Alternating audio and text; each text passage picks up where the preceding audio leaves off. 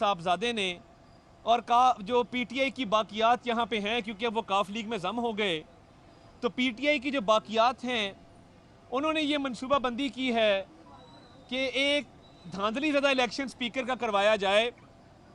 ये अभी पोलिंग रुकी हुई है क्योंकि अंदर एक माहौल ऐसा पैदा हो गया है जिसके तहत पोलिंग हो नहीं सकती, और तहरीक इंसाफ वालों ने 4 बैलेट पेपर गायब किए हुए हैं, जो 2-2 बैलेट पेपर उन्होंने अपने अराकीन को दिए हैं।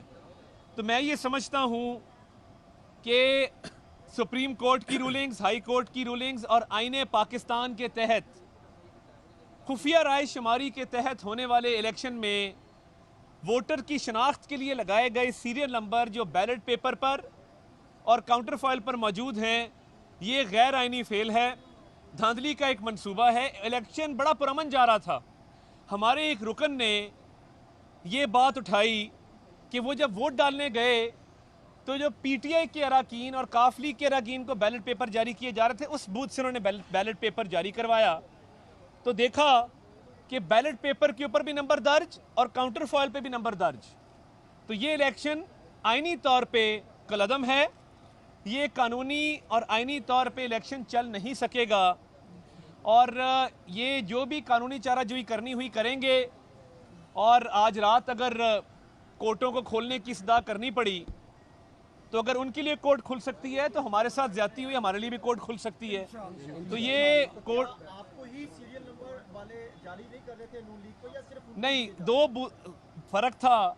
कुछ बैलेट पेपर्स पे नंबर दर्ज हैं, कुछ पे नहीं दर्ज। वो पीपी वाइज तरतीब वार बैलेट पेपर तैयार किए गए हैं। अब इस माहौल में इलेक्शन किस तरह मुमकिन है, मैं सरदार अवैस खान लगारी साहब से रिक्वेस्ट करूंगा कि वो भी बात। देखिए इस वक्त जब हम आपसे बात कर रहे हैं, इस वक्त तक बैलेट बॉक्स नहीं खुला, किसी को कुछ नहीं पता कौन जीत रहा है और कौन हार रहा है। इस वक्त बैलेट पेपर के ऊपर सीरियल नंबर का मौजूद होना सीक्रेसी के प्रिंसिपल को ख़त्म कर देता है।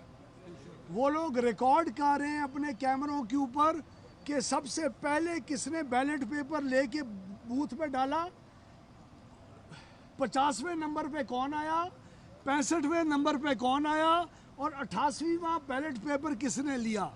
और वो बैलेट पेपर के ऊपर उसका सीरियल नंबर लिखा हुआ है, यानी उनको पता है कि पीपी 292 के अवैस लगारी ने बैलेट पेपर नंबर फला इस्तेमाल किया है। ये इस वक्त बैलेट बॉक्स नहीं खुला। हमने अभी उनको कहा है कि इस प्रोसेस को बंद करो और आज सरे 9 इसी वक्त बेशक वो बैलेट पेपर बगैर सीरियल नंबर के तमाम मेंबर्स को दें और वो उसके ज़रिए वोट का इस्तेमाल करें, अपना हक। ये हमारी डिमांड है। हमारी डिमांड रीपोलिंग की है। हम आपके सामने ये डिमांड रखने आए हैं क्योंकि मीडिया को अंदर नहीं आने दिया। हम आपके सामने रखने आए हैं, वक्त नोट करवाने आए हैं कि अभी तक बैलेट बॉक्स नहीं खुला, और हम इस वक्त ये बात कर रहे हैं जब हमें कुछ नहीं पता कौन जीतेगा कौन हारेगा।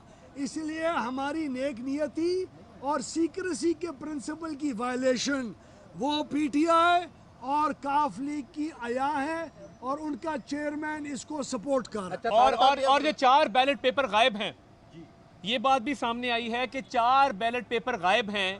4 बैलेट पेपर्स के गायब होने के बाद ये दलील मजीद मजबूत हो गई है कि अभी इसी वक्त असर 9 इलेक्शन करवाया जाए। हमारी अगर ये नहीं मानते तो फिर कानूनी चाराजोई है, मगर जिस तरह सरदार अवैस खान लगारी साहब ने कहा, हमारा पहला मुतालबा ये है कि इसी वक्त ये इलेक्शन दोबारा कराया जाए और बैलेट पेपर्स बगैर सीरियल नंबर के वो जारी किए जाएं और स्पीकर का इलेक्शन आज ही हो। अच्छा ताड़ साहब ये फरमा दीजिएगा, अभी डिप्टी जो पैनल ऑफ चेयर है उसने ये कहा है, रूलिंग दी है कि इलेक्शन को जारी रखा जाए और 4 बैलेट बॉक्स जो है वो वापस दिए जाए। क्या आप समझते हैं कि अगर इलेक्शन हो जाता है, ये बैलेटिंग हो जाती है इसकी, तो फिर आप रिजल्ट को मानेंगे या नहीं मानेंगे? ये हो नहीं सकता ना। 4 बैलेट पेपर वो कह रहे हैं वापस किए जाएं, अपने मेंबर से वापस लें। 4 बैलेट पेपर ही गजब खुदा का कि 4 बैलेट पेपर मिसिंग हैं, वो मौजूद ही नहीं हैं। सीरियल नंबर दर्ज है, तो ये तो गैर आईनी इलेक्शन होगा। असर नौ अभी इलेक्शन करवाया जाए। बहुत सामने शुक्रिया। आई है, ये भी बात सामने आई है कि सैफुल मुल्क खोखर साहब अभी 4 जो हैं वो बैलेट पेपर गायब किए हैं उन्होंने। इसके बाद ऐसी कोई बात नहीं है, हुकूमत अभी उनकी तो है, हार जीत हुई नहीं है, पैनल उनका है। अभी तो हार जीत नहीं हुई कोई भी हार मानने को ये तमाम पार्लियामेंट के फैसले क्या सर। अभी तो जी नहीं, ऐसा ही है, ऐसा ही है, अभी तो हमें फौरी तौर पे करवा के देना। ऐसा ही है। ये दोबारा इलेक्शन देखिए, कर जहाँ पे 7वें स्केल का एक अफसर 22वें स्केल में प्रिंसिपल सेक्रेटरी लग सके, जहाँ पे आप जाती मुलाजमीन को घरों से उठा के उनके बच्चों को यहाँ भर्ती करें, जहाँ अली गौहर जैसे फरशनाज सहाफ़ी को एक शख्स के बेटे की नौकरी की खबर देने पे चैनल से निकलवाया जाए, तो वहाँ पे अदालतें फैसले करेंगी। इन हैवानों के साथ कोई बैठने को तैयार नहीं होगा। ये बताइएगा कैमरा भी अंदर नहीं जाने दिया गया।